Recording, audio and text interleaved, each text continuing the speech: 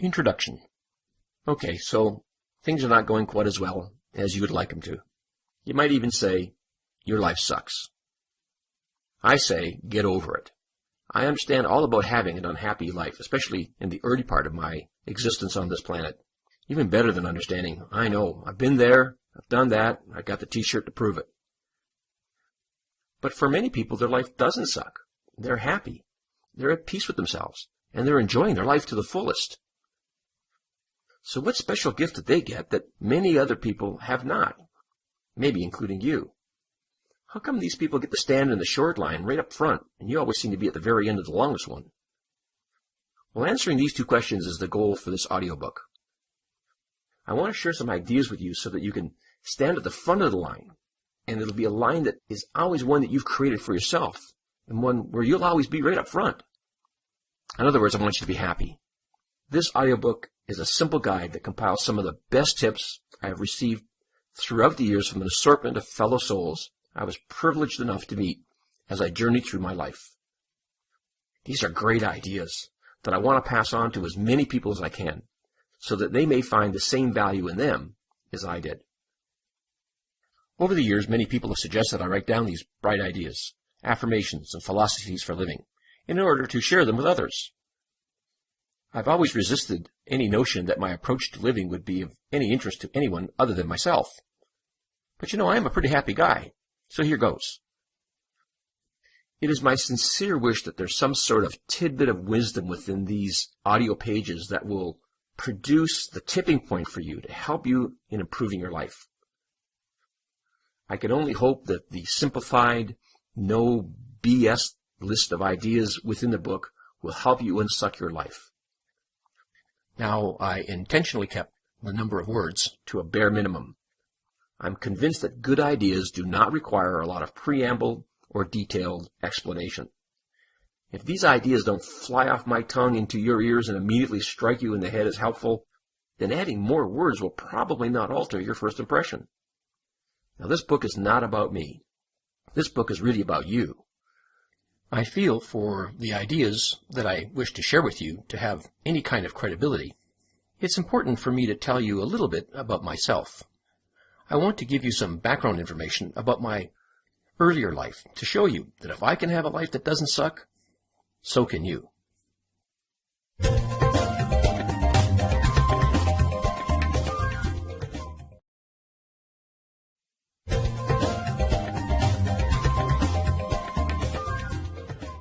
How my life got started. Now, I was born in Winnipeg, Manitoba, Canada in 1950. My mother, who was an orphan, escaped the brutality of the orphanage system by getting married at a very young age. She was 16, to a man who had really no business being married or being a parent.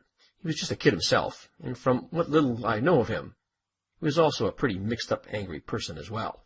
Now, unfortunately, 4 kids later, I being the third in line, my young father abandoned us all. I was just a baby when he made this decision, and I was really even just too young to even remember him. Even today, I have no recollection of him. He passed away at an early age, so I never really got a chance to meet him at all. And although I didn't really meet him, it wasn't until many years later that I realized that I have to thank him for bringing me into this world. The late 40s and the early 50s were not good times for a single mother raising 4 boys. Social programs to assist people like my mother and her 4 children were only in their infancy. Having to qualify for government assistance in order to put a roof over our head and feed us seemed like a pretty cruel system and made really no genuine sense to me. I believe the system really hasn't changed that much over the years, but my hope is that I'm wrong. I guess that kind of makes me a little bit of a liberal at heart. But I want to try to see if I can't help today. Now, my mother understood what the life of an orphan child was like in those early days. Unless you've been living in complete solitude, you've probably heard the horrifying stories of abuse children of that time had to endure by the very people who were running those institutions. Now, I was too young to understand why my mother, single and alone, decided to keep her 4 children and not put us up for adoption. It was many years later, and only after she passed away, that I finally figured it out. She never spoke about it with me while she was alive. Besides her tenacity, my mother also possessed the gift of sewing. Women in the 40s and the 50s rarely had jobs of social significance. With little formal school, and her only option was to use the few gifts she had to earn a living and support her 4 children. Once again, I was too young to really understand the hardship she decided to take on and the road that was in front of her. It would have been really so much easier for her to just drop us off at an orphanage and be on her merry way. But that wasn't the decision she was going to make. And as I mentioned, perhaps a little earlier, I didn't really fully realize her motivation until after she died. So although it's really kind of late to say what I should have said, thanks, Mom. Now there I was, very young, and with a very young mother. She had 4 young children and was abandoned by her husband, and at a time when society cared little for those who found themselves in this plight. Little did I know that my early life was not going to be a bowl of cherries, and instead, it would really suck. Now, my mother didn't have parents to teach her how to be a parent. In fact, her only experience with raising children was to be harsh with us, and I'm being pretty kind with my choice of words. Harsh was how she was raised, and her parental do's and don'ts were limited and skewed. Raising 4 boys is no piece of cake, regardless of one's social status. I'm truly amazed I survived at all. In fact, my oldest brother did not survive, and sadly, he took his own life when he was quite a young man. Since he was the oldest, I think he took the worst of it. His life was not very kind, and it's not the kind of thing you would even wish on your worst enemies. It was pretty tough for him. For the purposes of the message I hope to deliver to you, it is not important to describe the living conditions of my first 14 years of life in any great detail. Let's just say my life was on the extreme side of tough, especially the early years. However, I do think it would be of value to share a few of my experiences. Now, I'm going to do this now so I can kind of make a point later in the book. Now, my mother was a hard worker, but regardless of how hard she worked, we were beyond poor. Paying for rent and buying food for 4 kids was a constant balancing act for her. We moved a lot. Landlords in the neighborhoods I grew up in had very little sympathy for tenants who could not pay their own way. Food was not plentiful, and the most meager of items were standard fare for our everyday menu. Even today, I hate the smell of potato soup because of the numerous times it was served up as the only meal of the day. Now, where I was born in Winnipeg, it's a pretty harsh place, especially in the winter. Temperatures in the wintertime can reach 20 to 30 below zero, and even colder. Our accommodations lacked modern heating, so wood and coal were often the only options to stay warm. Suppliers wanted cash up front before delivery. My mother wasn't always in a position to buy heating fuel, so there were times when we spent time indoors with our parkas on to stay warm. I can remember the nights were particularly difficult. Now, my mother enrolled me in school a year earlier than I was qualified to attend. She needed some way to lessen her parental duties so she could work more hours. I don't know how she did it, but she did manage to fool the system, and I was in school way before I should have been. Now, being 1 year younger than the rest of the class doesn't seem like a big deal, but the difference between age 4 and age 5 is a full 20%. Early school was very challenging for me.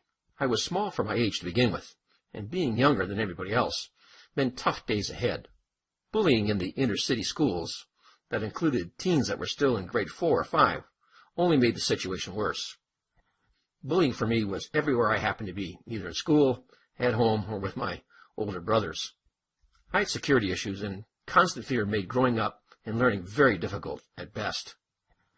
Teachers spent most of their time trying to keep order in the classroom, which meant real teaching was often 3rd or 4th on their list of priorities. Needless to say, I found everything about school very tough. My mother worked very long hours, so she was rarely at home, so I was left to fend for myself, or sometimes I was left in the care of my 2 bullying brothers. Boy, did my life suck. Now, this pattern continued throughout my entire school life. When I was around 12 or 13, my mother decided to marry again. I'm sure she was running out of parental patience and probably everything else, and thought, hey, a husband would probably provide for some stability for her life, so it made a lot of sense. A man in her life meant perhaps more income and someone to help her raise the kids. Unfortunately, the kind of men my mother attracted all came with a suitcase of issues, and that was certainly the case with this choice to remarry. He was uneducated, a victim of World War II, and from what I can tell, a pretty darn hard worker. It was shortly after they were married that another pregnancy came along and another child to care for. Yeah, but now I had a sister. My mother's new husband, my new stepfather, was from Europe, and his customs and his behaviors were a reflection of the kind of old world Europe, where wives were obedient and the children too. Harsh punishment for any misbehavior was common practice in this man's life. So now I had a new bully in my life. Turns out he was a mean drunk as well. Today I'm convinced that he was a real good person, but that suitcase of issues he dragged around earlier in my life was controlling his every behavior, and in most cases that behavior was anything but kind, and especially to kids that were not of his own. Life as a teenager for me was unbearable. The bullying, the fear, the loneliness, and with all those hormones running through my body, I was a complete train wreck. At 14 years old, I had a chance to leave home by living with my older brother. This is before he decided to end all of his issues by taking his own life. By then he was in his 20s, married, and had a family of his own. His parenting skills were pretty much what he had learned as a kid, so anger and abuse were normal behaviors with his family, and once again, with me. I was out of there after just a few months. But there I was, on my own, and literally by myself. 14. I had an incomplete education with just 1 year in high school. This meant I had little to no marketable skills or a chance for employment. My older brother, Ken, the second-born, left home before me, and we became disconnected. I had no idea where he was or where he was living. I had less than a few options at this point. There was no going back home to my mother and my stepfather. I already knew what awaited me there, and that just wasn't going to happen. Besides that, my stepfather was glad to see me leave. It meant one less mouth to feed, and the welcome mat was removed from the door pretty quickly. As you can probably tell, my life pretty much sucked. I was scared, 14, and my future prospects were not looking very good. My first jobs were delivering newspapers. I could also shine shoes or shovel snow. I slept in flop houses that were often filled with addicts of every kind. The Salvation Army was always a great place for a meal, as long as I didn't mind attending a church service. I wasn't much into God or religion, but the food was worth the hour, listening to a sermon that really didn't make a whole lot of sense to me. I thought if there was a God, he had surely forgotten all about me. I realized that my current life and conditions that I was living in were not going to take me very far, and if I wasn't careful, I'd end up like the addicts I was sharing rooming space with in the flop houses. When I say I realized or understood this about my current situation in life, it was more like a subconscious realization rather than a real conscious awareness. What's important is that I knew something had to change, or else. Before leaving home and dropping out of school, I had studied in a technical vocational high school for 1 year. I thought being an electrician was a good decision. This was because when I was still very young and living at home, my mother had a friend, and her husband was an electrician. He convinced me that being in the electrical trade would be a good choice for me and would offer me some pretty positive prospects for the future. So there I was on my own at 14 years of age. I was still pretty small for my age. I was still scared of my own shadow. I was alone and completely lost. Kind of repeating myself, but my life sucked. But somehow I managed to get a job as an electrical apprentice. I remember that day very well. I was on top of the world. I was going to earn 55 cents an hour. I also learned my first lesson as an underage employee. Underage people were terribly exploited by their employers. This meant long hours, no overtime pay, and only empty promises to keep me from leaving. I believed I was learning a trade, going through the needed training that I would someday, I'd end up having a real job that paid real money. I was so naive at that age. I was more like a slave. I was bullied, and I hated the long days and the physical exhaustion from my on-the-job training. I hung in. I didn't have much choice until my older brother, the one I hadn't heard from in a long time, Ken, somehow found me. Seeing my brother Ken again filled my heart with happiness and joy. A deep sense of loneliness was temporarily gone, and our reconnection took me in a direction that almost got me killed, or jailed, or both. It was the 60s. Life on the street was all about drugs, sex, and rock and roll, and my brother was into all of them. But I hated the life I had been living, and especially the loneliness. So going along with my brother's lifestyle seemed like a much better option than the one I was living. Turned out to be a really bad decision. But even that didn't last. My brother was a nomad at that point in time, and once he had whatever I had, he was gone with all of my life possessions, which really wasn't much. My life sucked again. I want you to know, though, my brother and I have reconnected many times throughout our lives. Today we are the best of friends. Ken turned out to be an amazing artist, and he was the one who actually did the cover for my book. My mother had a sister in Toronto, and when I was still living at home with my mother, she once told me that I could come out and visit her.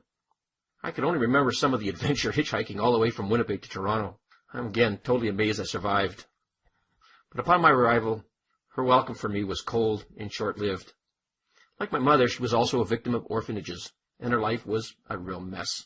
Any hope of assistance from her was just not in the cards for me. After a few nights' stay, I was asked to leave. Well, here I was, once again, on the streets, but now I was in a new town. Getting employed in Toronto turned out to be a lot tougher than it ever would have been in Winnipeg. I thought Winnipeg was mean, but Toronto brought a whole new level of abuse, exploitation, and tough going for my life. The next few years were extreme for me, and as I previously mentioned, the details are beyond the scope of this book. I think I was around 16. When you're living on the streets and you're living in hell, things like birthdays and even one's age kind of had very little significance. So I'm not really sure just exactly how old I was at the time. I just knew one thing. Man, did my life suck. I considered maybe I should just end it all, but in truth I was just too much of a coward. Besides, I was pretty much moving in that direction anyway. It's just a matter of time if I'd end up dead or in jail, or as I said, both. Sure sounded familiar. I do believe I was at the lowest point in my life, and I had to reach up just to touch bottom. I think the word desperate would be an accurate description of my state of mind.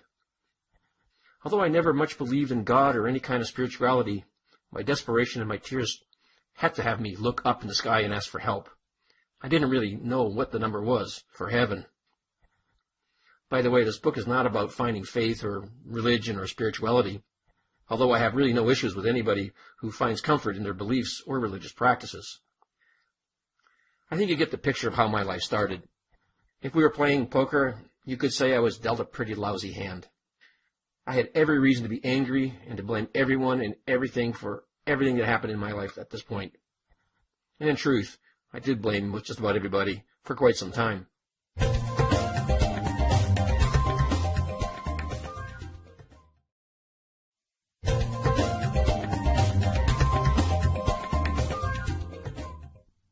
Fast forward. So I'd like to fast forward just a bit. Actually, 40 years plus. Because today I'm in my mid-60s, and I've been married to the same wonderful lady for 40 years. Kay is my second wife, but my real first marriage. My official first marriage, when I was only in my teens, didn't work out so well. Now, Kay and I are both really healthy, and boy, I tell you, as you get older, that's something that is really important to you. We're also the best of friends, in addition to being married to one another for the last 4 decades. We are truly blessed to have found one another. But even before I met Kay, I was in business for myself. I had enough of the exploitation that was so much a part of my earlier work experience. There were a few missteps along the way when I needed to regroup, and to survive I needed to get a job. I hated working for someone else, so I did my best to find other opportunities of self-employment as quickly as I could. Now, Kay has been my business partner for as long as we've been together. We started in real estate working for Kay's father. I was young, I was ambitious, and I was a little too much for her father to handle. It didn't take long, just a couple of years, Kay and I started out in our own real estate company. It was just her, just me, out there we went. Now, we were one of the first husband and wife real estate teams in our area.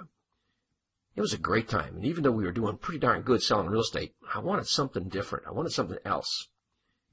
And in the late 70s, the personal computer phenomenon was emerging, and I wanted in. Kay and I started a very small software technology company that created some software for the real estate industry. Over 30 plus years later, our little tech company has been very successful. It provides us with a fantastic lifestyle. We've achieved many of our life goals. I'm pretty good at golf. I play the guitar, and some people say I'm actually pretty good at it. And we travel whenever we decide we want to get away from our regular routine. The question you might be asking yourself is, how did I get from where I started out in life to where I am today? Or perhaps even a more important question is, especially if you feel your life sucks now, is how can you get to a new place where it doesn't suck? How can you be happy? Getting to a place that doesn't suck is the objective of this audiobook. I want to share with you the many life lessons I've learned along my earlier treacherous life journey. I want to share with you on how you can have joy, peace, love, and happiness too. I'm so confident saying that you can be happy too, because if I can achieve happiness with my early start on this planet, then anybody can, and that includes you. Now, I think it's important to mention that I know that the concepts, the ideas, the thoughts, or suggestions I share among these audio pages are not new or exclusive to me in any way. I hope that through my unique perspective, that these tried and true strategies and the philosophies will somehow ring true and be more valuable for you right now, even if you perhaps may have heard some of them or all of them before. Before I move on to the other sections of the audiobook, I think there's something I really think I need to make clear.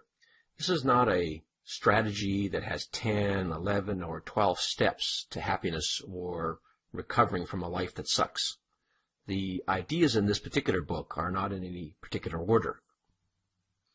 It's also worth mentioning that these strategies and some of the other ideas that I've included within these audio pages work really well together. No one section is really more valuable than any other. Just like an orchestra with its many instruments, they're all important, but when used together, they make and create terrific and beautiful music. Synergistic would be a good way to describe the various sections or chapters of this audiobook. So I simply ask that you review them and use them if you think they'll fit into your life. Now, it's possible that some of the ideas just may not seem that valuable to you. I might even unintentionally turn you off. I sure hope not. Or maybe you've already heard some of these ideas, and they might sound familiar to you, but I'd like to remind you that all good ideas are worth revisiting and rehearing. In the unlikely event you find something in this audiobook that is not striking a chord with you, I ask that you just move on to the next sentence or paragraph or section of the audiobook. Perhaps you can come back and revisit that section later and listen to it if you prefer, or just completely ignore it altogether. As I mentioned earlier, I've tried to keep all of these sections short and to the point. I hope you'll enjoy listening to the audiobook and all the rest of the chapters within it.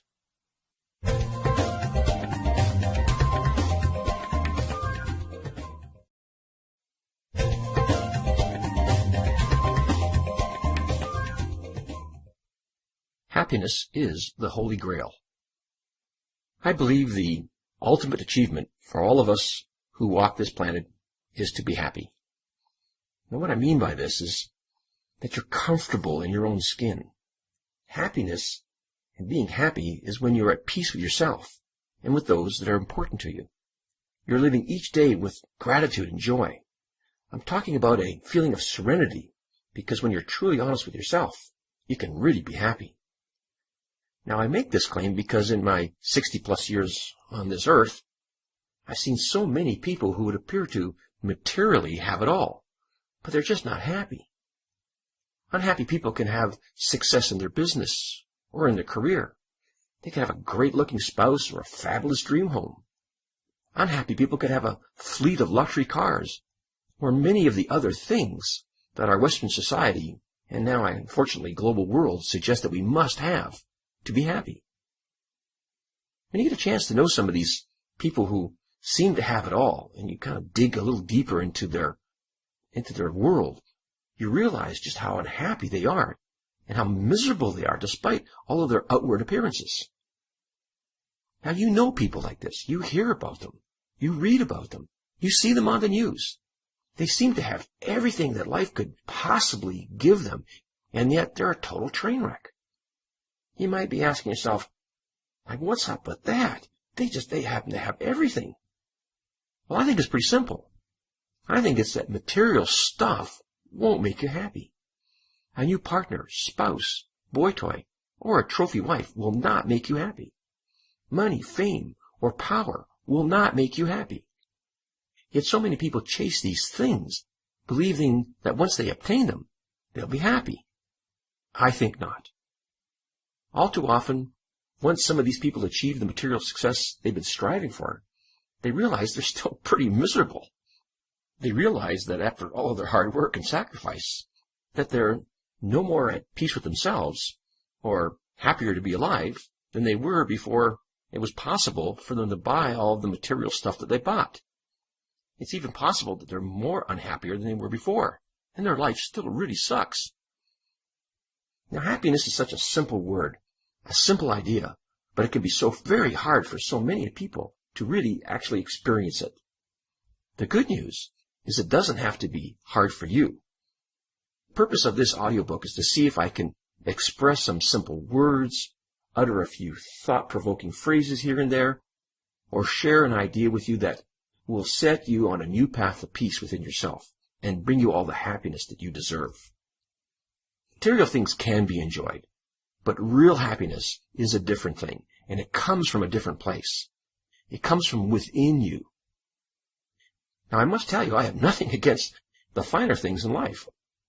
I am blessed to have a great life today, and my life now includes many material things. However, I'm convinced it is only after I have attained inner peace and happiness, along with the joy and the love that happiness offers, that all of the other stuff that I've acquired suddenly becomes even much more enjoyable. And kind of oddly enough, not really all that important. This will happen because you realize that things are an artificial happiness and are not the true reason for happiness you experience each and every day. Put another way, I believe that money cannot buy happiness. Now, your degree of enjoyment in life can be elevated with some things that money can buy, but your enjoyment can be elevated even more when you have inner peace and happiness, and the happiness that you create for yourself.